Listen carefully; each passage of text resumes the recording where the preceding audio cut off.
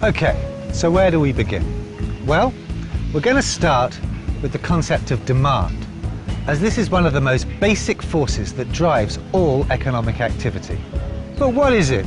What is an economist's definition of demand? Well, it says here, demand is the quantity of a good or service that potential buyers are willing and able to purchase.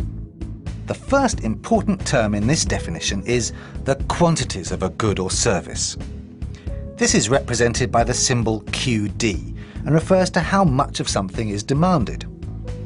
An increase in the quantity demanded means that a greater quantity of the good or service is demanded, and vice versa. The second important term is potential buyers, referring to people who are prospective or possible buyers of the product. Demand, therefore, refers to what buyers plan or intend to do. It does not mean that the quantity demanded will definitely be bought.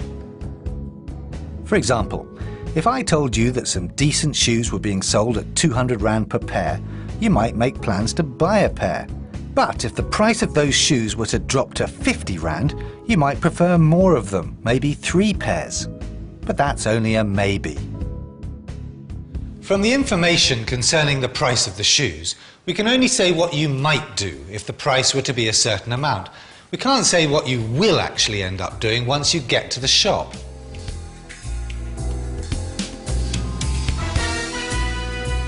The third important part of our definition is willing to purchase.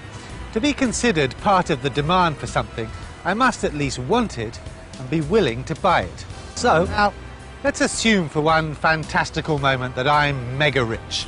So, now, I might be able to afford this fine Aston Martin, but since I'm not James Bond, I'm far too sensible than to spend 2.6 million Rand on a new car. So, while I might be able to purchase it, because I'm not willing to, I'm not considered part of the demand for this Aston Martin.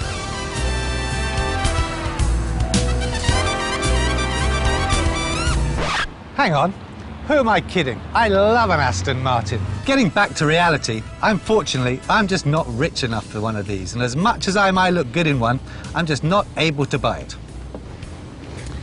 This last qualification, being able to purchase, is an important one, giving real weight to the concept of demand. Wanting and longing for something does not in itself make me part of the demand for it.